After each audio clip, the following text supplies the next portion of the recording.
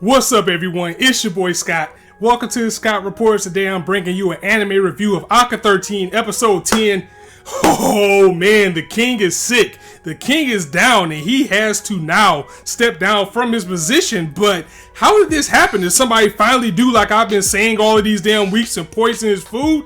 But enough of that. Let's get to the web of what the hell. There is so much going on in this series right now. It really will make your head spin. So let's try to make sense of everything that's going on.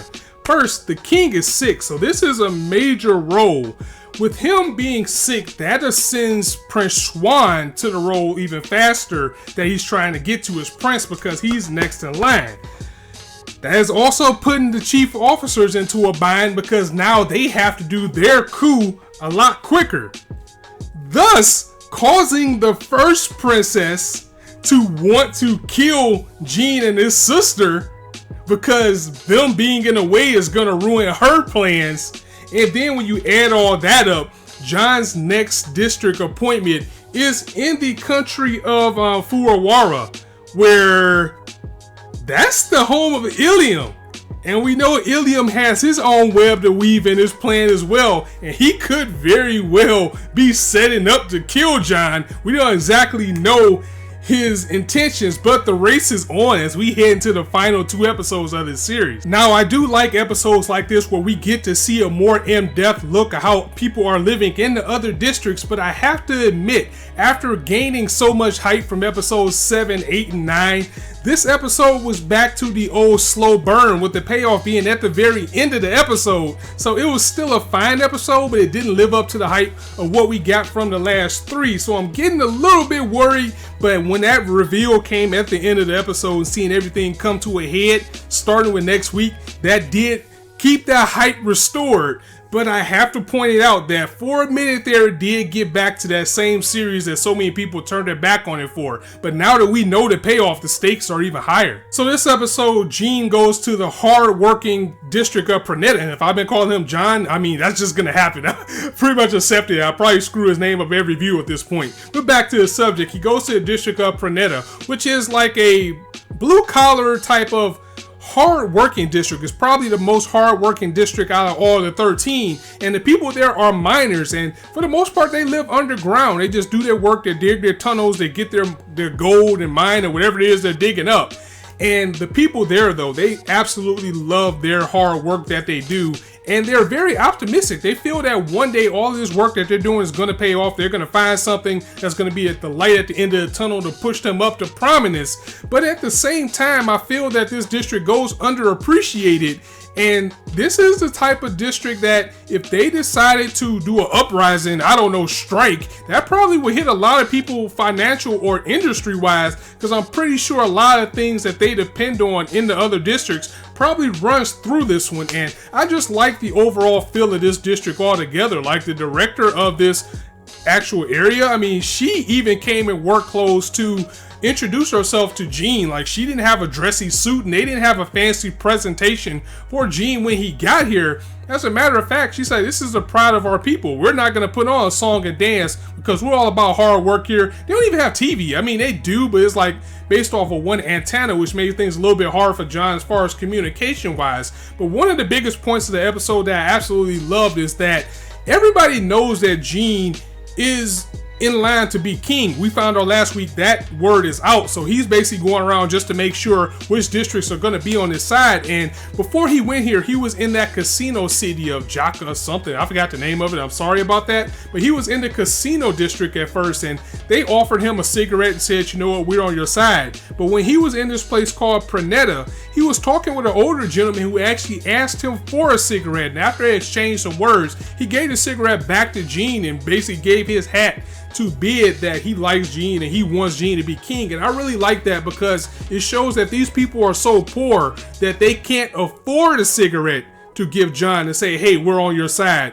But the fact that Gene actually decided to give him a cigarette and he gave it back to Gene as a token of his appreciation and showing his allegiance, that just shows that like he could be a man of the people, and whatever they're telling people, that they believe in Gene for being the king of this new reign. And I just really like the blue collar appreciation. As you can see, General Motors on my shirt.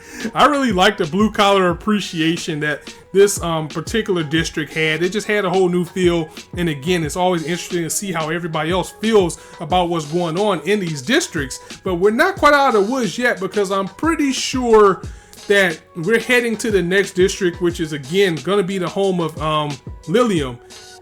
Crow's following him too. Crow's probably following him here. He's still around somewhere. We just can't see him right now because it's all in his plan. He's supposed to lay low and stay back.